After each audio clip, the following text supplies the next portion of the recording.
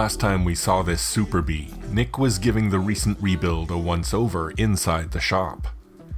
Now he has it warming up outside for a maiden voyage.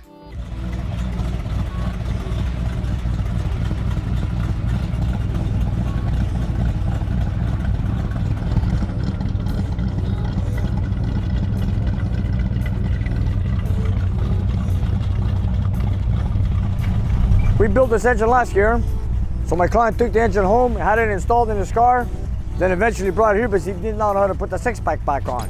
So I had it installed, I got the engine started, and now that since he's not here, he hasn't brought the hood yet, I'm gonna take it for a drive.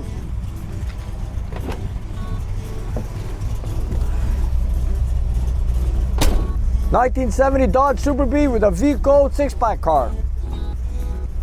Not matching numbers, no, but it's a 4-speed with a Dana.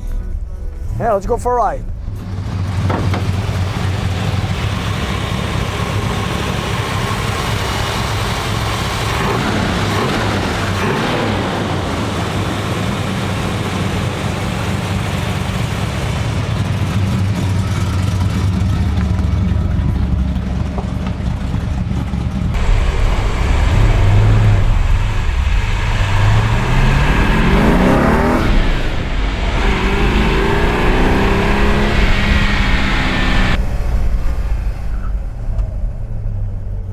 Yeah, it's a real six-pack, all right.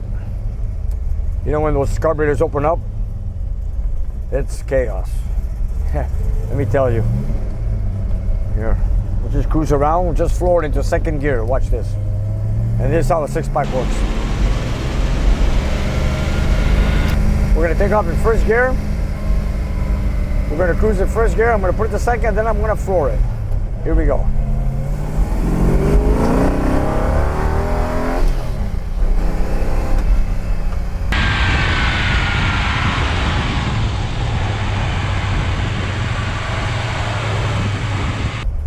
It's a joyride with a six-pack 440, let me tell you. See, we got a little cam in it. It's got power brakes. Power brakes work fine. So we made a good choice on the cam on that one. Except he's got a very hard spring on the accelerator pedal return, and doesn't matter. He's used to that, but in the meantime, I'll drive it the way it is.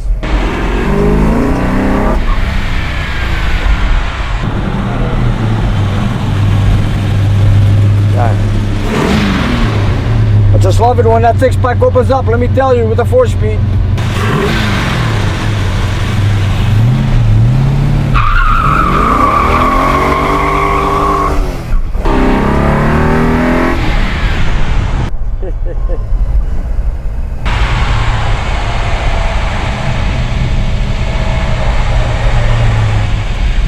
You know, when he brought the engine in, he had a 8.4 compression ratio. Now we've got 10.2 in this one. Real numbers, let me tell you. So, let me try it out before he picks it up. And this is what I do most of the time.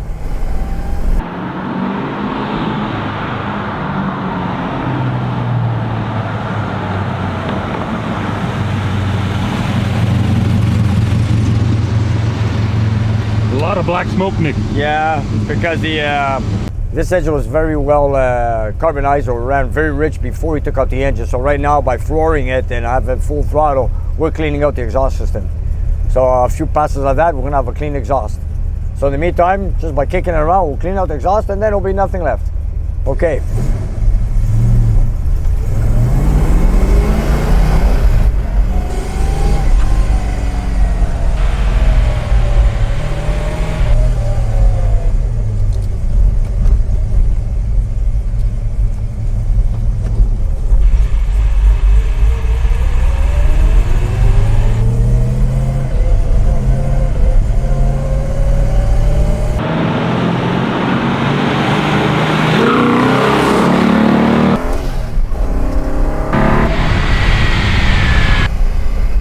Love it. It pulls good, let me tell you, man. We got roughly just over 400 horsepower in this engine. And I tell people, you know, when you got a 400 and over horsepower for a daily driver or a weekend cruiser, show car, whatever you want, it's very good. And there it is. Now just wait for my customer Eve to pick it up, and it's all ready to go. Oil pressure is good, temperature is good.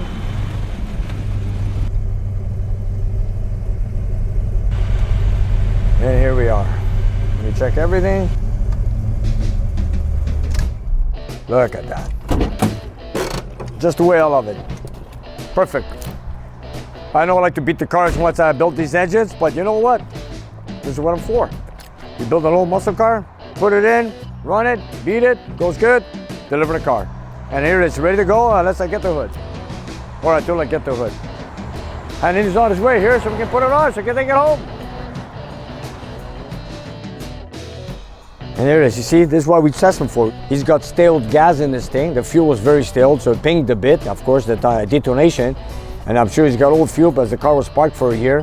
But I'm going to tell him to fill up the tank with fresh fuel, Petro Canada 94, and then he's all set. I did the timing yesterday. I adjusted the carburetors. We checked for leaks, vacuum leaks, oil leaks. Everything went well.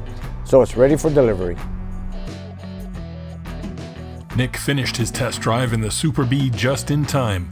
The clouds are rolling in and some rain is starting to fall. Time to get the big Mopar inside.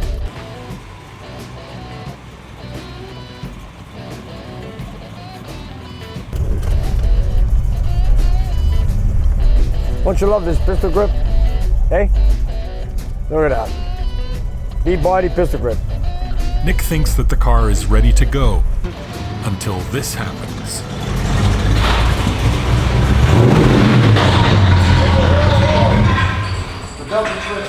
You just lost the pulley. As Nick pulls into the garage, the pulley on the brand new reconditioned alternator flies off and shoots across the shop floor. The belt just slipped. The belt came off. You just lost the pulley.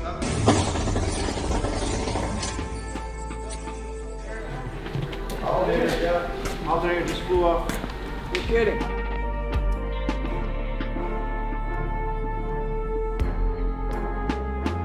No, we didn't touch the alternator. No, we didn't. He installed it, but then again, that's press fit. That should not come out.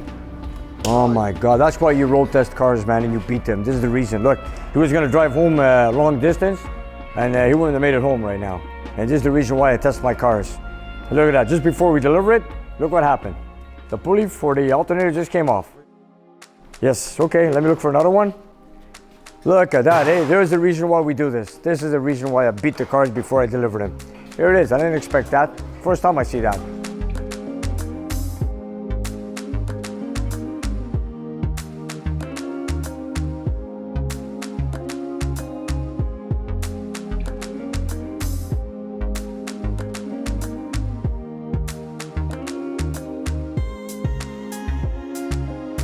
I'm here on Saturday to deliver cars, just like that 64 T-Bird that just left. That's my job.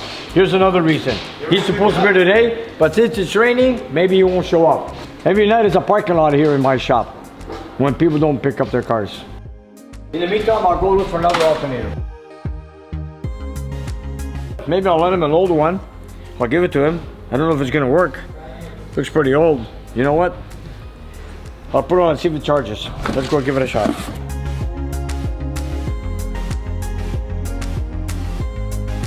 This has never happened to me before. A pulley on the alternator come off. And you know it's press fit on a Chrysler, but whoever had this alternator rebuilt didn't do a pretty good job. For it to come out like that, that's not normal. I better put a cover on it. I usually never scratch cars, but anyways, I'm always careful, but in the meantime, I'll put it on. That's for my YouTubers. I know I'm gonna get a lot of comments on that, so you know what? Let me put it on so I won't have to hear about it. There you go. See, there's the bushing in the back, and look at this now. It's supposed to have a bushing in the middle here. It doesn't have it.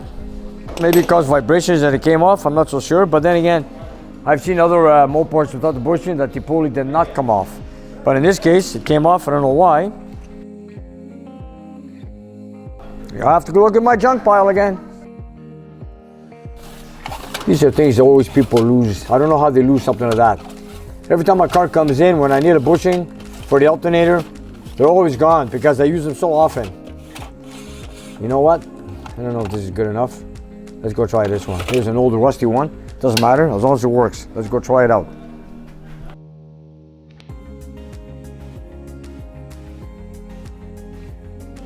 There we go, pretty crunchy. It'll do the job. You know what, let's put it on and see what it does. I got my brother's Focus here, that delivery car, and it's got a major overhaul. They're changing everything, and look at this, I got 3 mechanics on it. Why? Because we want to get it done. And here they're all here today to finish it off for me.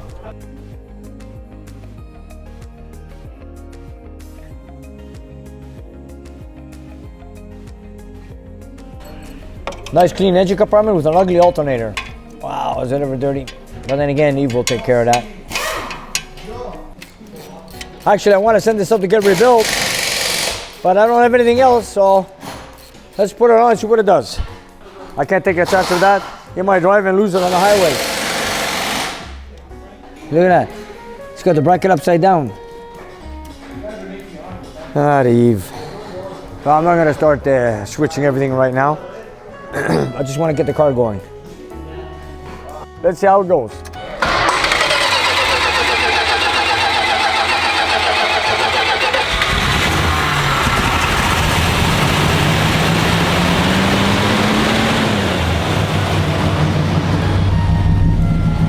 So far so good, but I put a voltmeter on to be sure.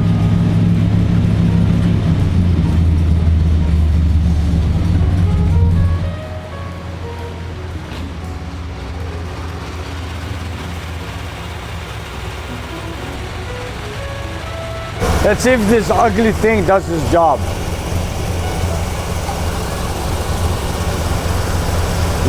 15.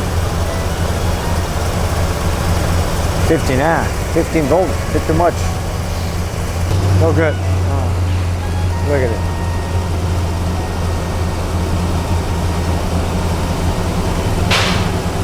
Well, it's overcharging, so it's no good. We're going to take it off.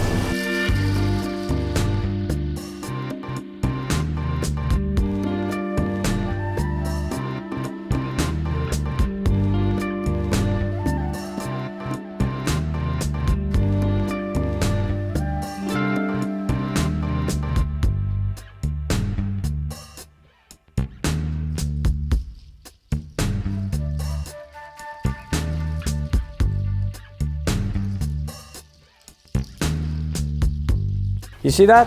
This is the way I took it out. Yeah. Right? It's supposed to be this way. So as the alternator goes up, this way it goes. My client had it this way. That's wrong. It's supposed to be this way. At least now we got the upper bushing for the alternator.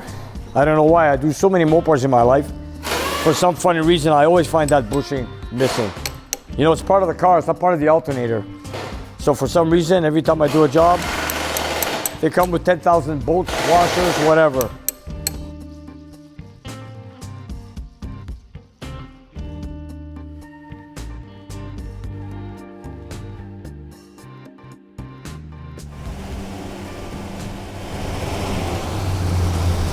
There it is, 13.8.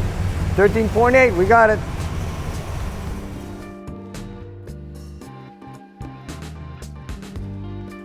It took a couple of his spare alternators and some bits out of the junk collection to get this Superbee ready to roll. But Nick always finds a way to get the job done. It takes lots of little pieces and a bottomless well of knowledge to put these old cars together right and make them stay together.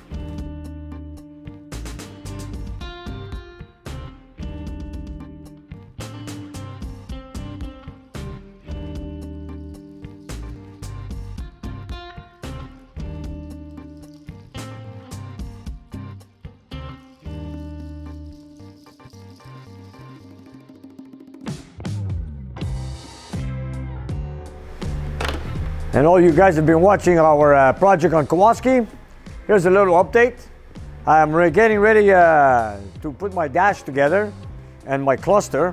Of course, I didn't get the dash pad yet, which it should be on its way later on here this afternoon. but I had the frame, as you'll see, I had it painted black. And now I wanted to show you something with the cluster about detail work. Here, for example, this is the cluster that came out of my car, which I just bought, right? Look at this. This is the way it came out.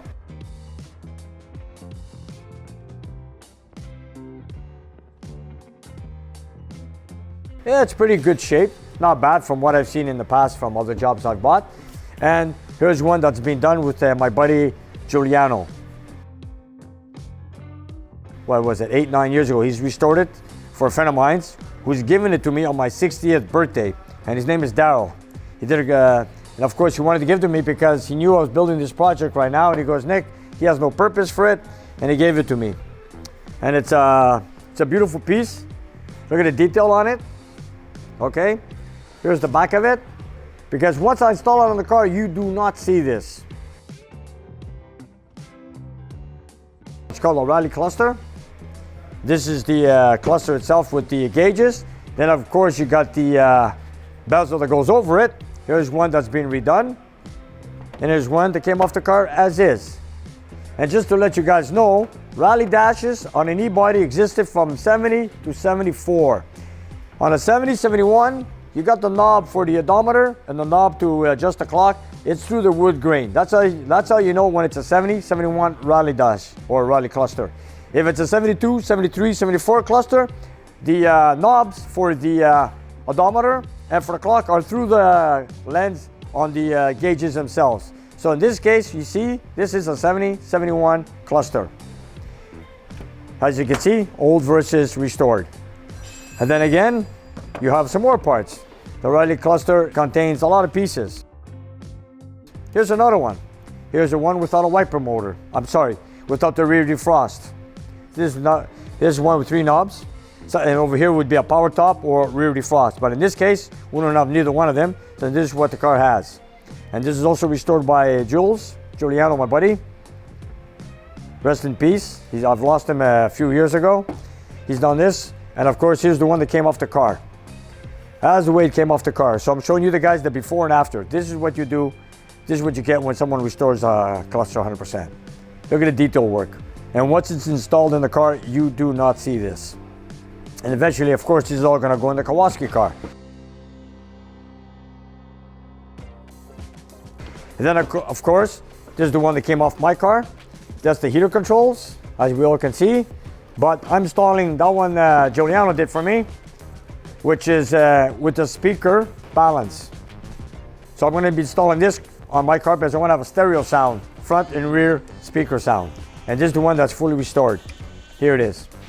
Talk about details, eh? And a lot of little things, like a lot of people, you know, when they build a car, restore a car, they don't fix the lighter. The lighter for me is a very important item. For example, sometimes you got smokers in your car. Yes, okay, we don't want anybody smoking in my car. I won't allow it. But you take this, for example. Look at this. Brand new. And I want to make sure it works. If somebody wants to charge their phone while they're cruising with me, they can just plug it in and it's guaranteed it's going to work.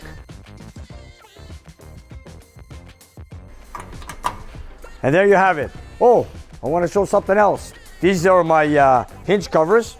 I finally got I was missing one piece out of the 4. I found one. Now I've got the complete set. Here's the front speaker grill. I had that clean. Then I got the outer speakers because this car from the factory came with an AM radio 8-track, which I will be reinstalling back again. In the Kowalski Challenger, this is what he had, a simple AM radio. So I've got a choice, so I'll see. If I don't get the 8-track that I want, that's because it's missing from the car, which one of my buddies has one. Daryl said he's gonna get me one, and I'll see him next week. But in the meantime, I've got this. This is the original AM radio that came out of the car, but again, like I said, the car came with an 8-track AM radio.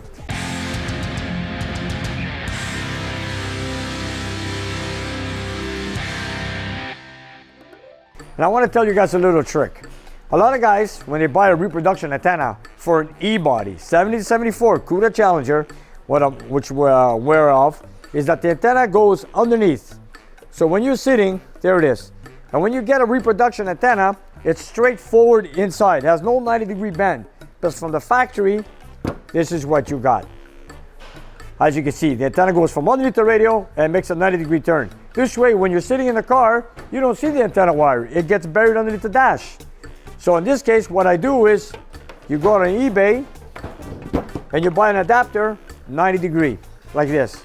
Then you plug it into your radio, then you get your reproduction antenna wire, which is a straight angle. It doesn't have no angle to it, it's straight. You plug it in, then you put this into your radio, you tape it up, come up flush, you don't see it, and it looks original. So when you sit in the car, you don't see the antenna wire making a U-turn.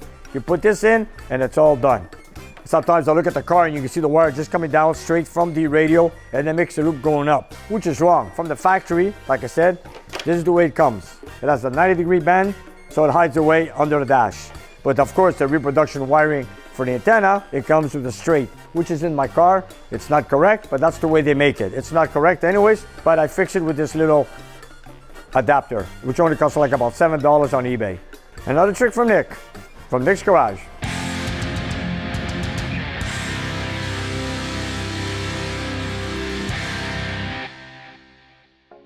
Check all the little details. And you know what? It's a lot of pieces to put this dash together.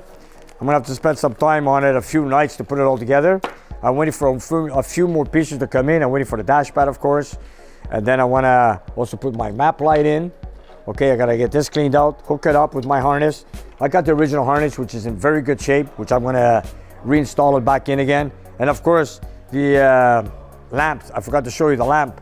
This is the overhead lamp, which is your dash lights. This is one that's been restored, which is a 7071, which has 4 light bulbs. You see it? 72 to 74, there's only 3 light bulbs. 70, 71, Riley cluster, there's 4, like in this one. And there's the one that came out of the car, right here. Kind of all rusted up, but then again, it could be cleaned up and look just as good as the other one. And here you have it. And this is what's called a fully restored cluster and dash. You know, I don't know how many hours that Giuliano worked on this, but I know he's put a lot of time into it, especially this piece here. This is pretty unique. This is a special touch. And you know what's special about this? I'll tell you what it is. It's because when you're driving this car, all the time you're facing this. And this has to be beautiful, and I want to make sure all the gauges work. And of course, after I finish with everything, I'm going to test everything, and I want to make sure everything works. So I just can't wait to get it done, so I can get into the car and get it going. And here's another update on my Kowalski. And I had my rear glass installed with a sealer, and I'm sure it's not going to leak because I've done many of them. Even though with the headliner turned inside, it won't leak because I've done it so many times. And here it is. And then of course, I've installed my rear glass on my car, and I want to show you the nameplates I've just installed in the front of the side of the car. And here we are. We finally finished installing our Dodge nameplate on the Riley hood. This is the way it comes in a 1970 Dodge Challenger, as seen in Vanishing Point, on Alpine White. And of course, I also installed my nameplates, Challenger RT. Of course, this is the way it was on the Vanishing Point car, as we all know. And of course, the magic number is right here. And this is what he drove back in 1970. 440 Magnum. And by the way, these are NOS. Very rare to find. These are NOS. You know, to drill holes on that, there's no template. I did not find any templates on it, but I did my best, and I did exactly the way they came from the factory. And here they are, on both sides.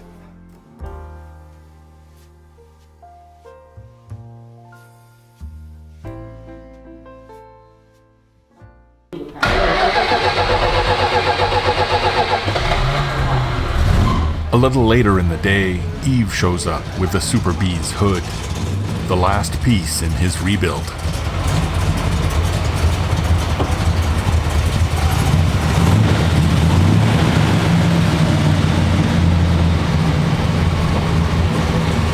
After a lot of work and a long wait, he'll finally be able to open up his six-pack as he drives the 4-speed home.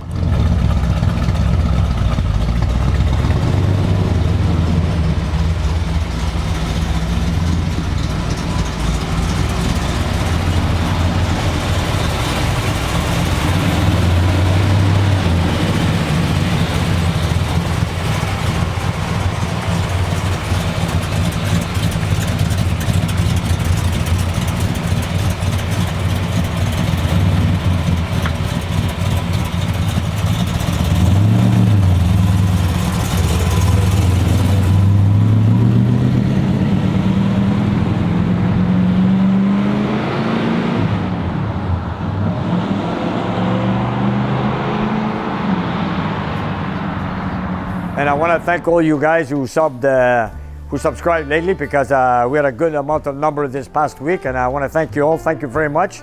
And like I said, you guys subscribe, share, like, thumbs up, and click on that subscribe button, and thank you very much. And see you next week.